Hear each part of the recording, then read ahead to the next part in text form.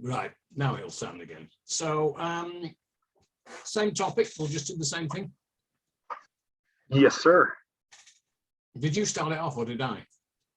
I think you did. I believe you did, but I can start it off for you.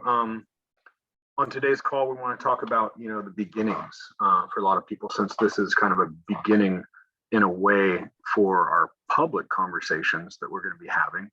And that's back in the day when you, in the early days, when you first began working with U2, and we're driving around the rainy UK in your van, taking them to small venues, and they'd play, and all the issues that came with it, and how that is applicable to business owners or people just starting out on new ventures, and why it's an important message.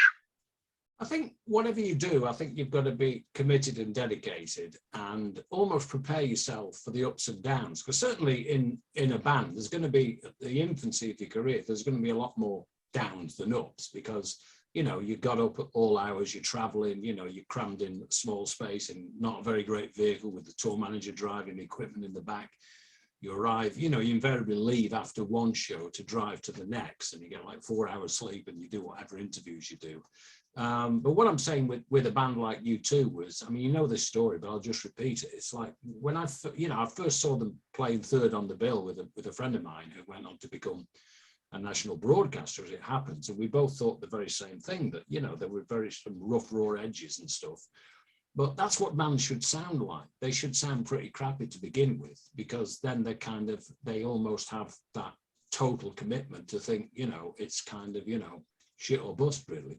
And I think when I first saw them, well, the second time I saw them on the Saturday night on somebody else's gig, so to speak, and we kind of introduced ourselves. The interesting thing then was they came out to meet everybody after the show, and then the following, like literally 4 days later, they played in an upstairs room in a pub. It wasn't even in the main pub area. And there were 11 people there, and 3 of those people came with me, which made really an audience of like 8 plus Tony Michaelides plus 2. But the thing is, they didn't come out and show like, I've seen bands do that as well. They walk out on stage and there's general disinterest because they rather wouldn't be there if nobody else is there. But they came out and they played like they were playing at a stadium. They just kind of gave it their all. Now, giving it their all didn't mean that they were great musicians, and certainly not a great singer. It meant that this is what they wanted to do, and this is what they want to focus on, and this is how they got their message out. Their message out is engage in an audience, so that few as they were, those 8 people weren't talking at the bar. They were watching that band for the time they were on. And that's something that I saw when you see it's like a flower bloom, it's like you sow the seed and you watch it blossom and grow, and then it's a fantastic kind of work of art. And that applies to something like this, They learned their trade as they went along. So they met people, they developed interpersonal skills, they engaged an audience, they kept a fan base, because, the interesting thing with that band is they still, some 40 odd years later, have the same lineup. I still kind of say the word U2 and I see spotty 20-year-old kids, Bono's like 63 this year, it's kind of like everybody gets older with you. But they're still, obviously they have the trappings and the luxuries that surround them now. So they didn't really have a private jet in those days when they played to 11 people. They got in a crappy old van with the tour manager driving like for 4 hours in the pouring rain to either stay in one motel room, or if they were lucky, 2, like £20 a night or something. The record company, complemented and supplemented what they called tour support in those days. But they'd still get up. They wouldn't like, oh, I feel crap, man, I don't want to do this. They went and did everything we arranged for them. And, it's a great way to get solidarity and everybody, working for the same thing, which is to make this band successful. And it's not even about, the riches, literally the riches that come in. It's the belief in knowing that you can do it and other people can see that. And for that reason, will support you. Yeah, I think the thing I love about this topic, other than in the beginning, they had to play to these very small rooms, like you said, of which you brought like 2 or 3 people yourself. But they had that belief in themselves, but also really it's the whenever you're starting something new, it's okay to play to a small room. Like when you first start, maybe as a business owner or marketer or something, your first following online or amount of customers may be very small. But the important thing is not to hold back, right?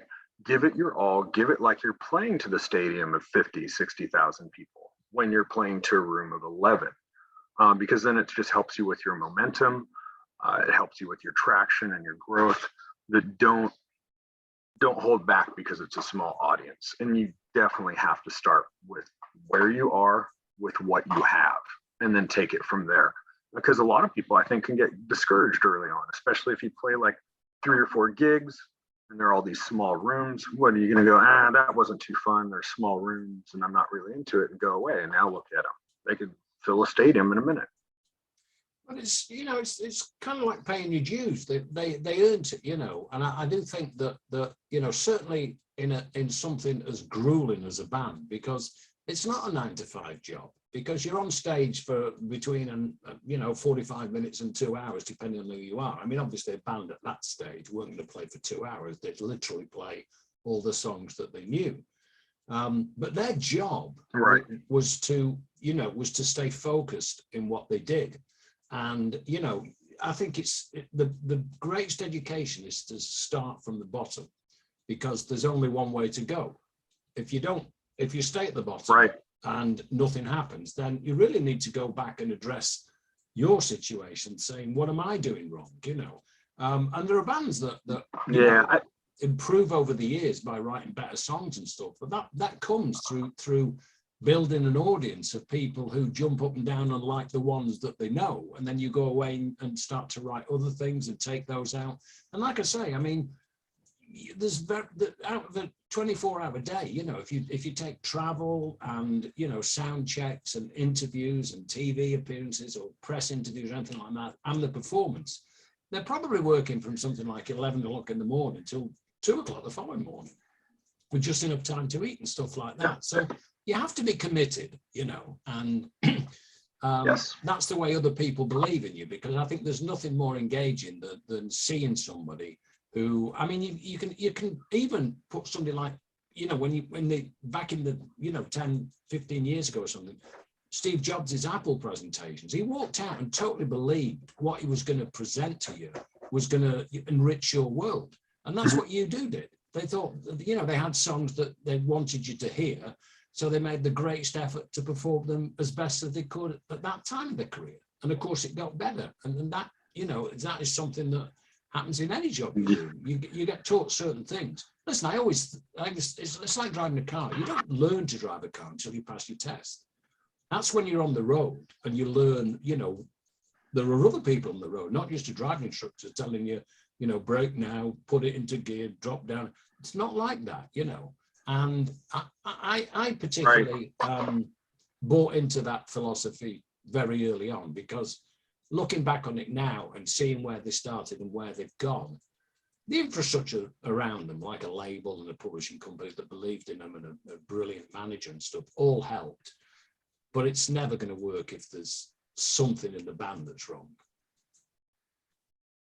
Yeah, the other part of the story that I really love that I want to bring up is, you said like after the show in these small venues, they'd go in the back, they'd done the sets, and they'd dry off and put on maybe a new clean shirt, and then they'd come out to the audience and like literally shake everybody's hand that wanted to shake their hand, sign all the autographs, and they were just so appreciative of even that small venue and that audience, that it was like, you're allowing us to be rock stars or musicians, and that appreciation for the crowd.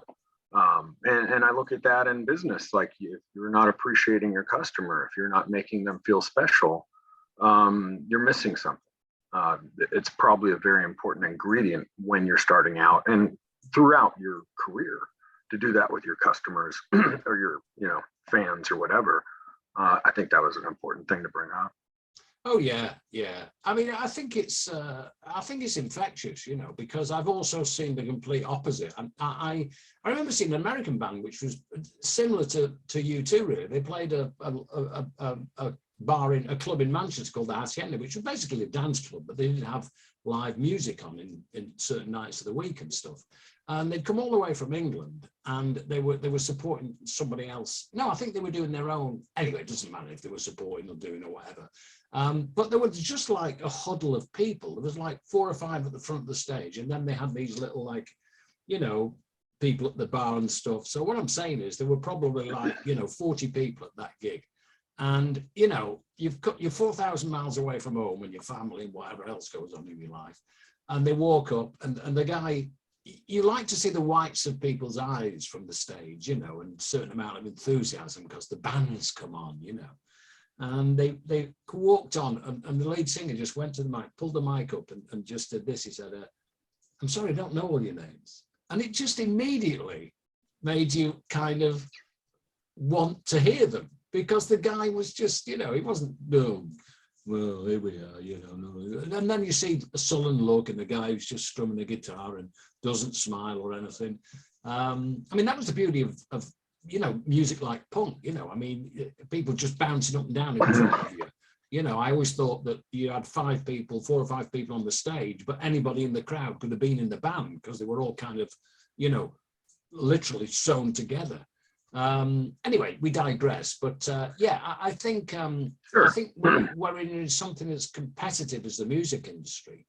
You have to stand out from the rest. The way to do that is to garnish attention and to, you know, it's that old story. You meet the same people on the way up as you meet on the way down.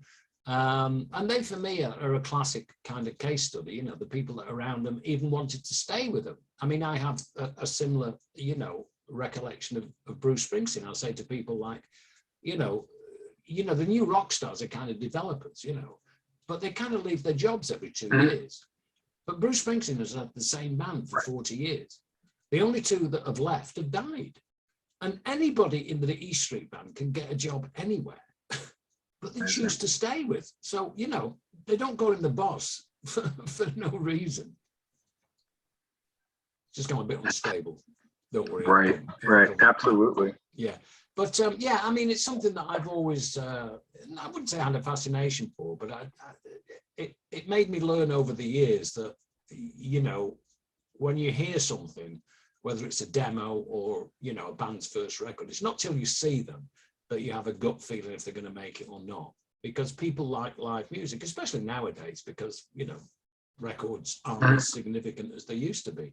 But I think with, you know, when you're starting a new business and stuff, I mean, it's that belief that you have to have in yourself that, you know, you're competing with other people, but there's no reason why you can't be as good, if not better than them. And, you know, the things that I've learned, like with you too, over the years, is like, this is what somebody else told me, that, you know, and it, of course, a great line in as much as when you 2 went out and supported larger acts when they toured America, because they had an agent like Frank Barcelona promoting them, who was Springsteen's agent and all those. So they were getting like 3rd on the bill, coming on at 7:30, but there were still like 20,000 people there. There might have been 15, 17,000 in the bar when they were on, but they still had an audience a lot larger than they would have done themselves. But Bono used to make the band come out every night and watch the headline act. And kind of pick things up. And the guy came up with a great quote. He said, "You got to remember, Tony, amateurs borrow, professionals steal," which was basically saying that Bono would look at all the right moves and you know, they would look at how the band performed, and they'd take that away and discuss it in private. So, you know, if there was a bit more raunchiness and the bass player was moving a little differently, subconsciously that had been, I wouldn't use the word stolen, but kind of, you know, being inspired by somebody else on, you know, some other stage sometime. Sure. Absolutely. Well, hey, I think we covered enough in this one. No, I think you're right. I mean, I think we have. And what I want to say before we start digressing into just sideline conversation is that for those listening, if you want to hear more, like this wherever you see it, subscribe. We're going to put this on YouTube, probably snippets of it on TikTok or wherever.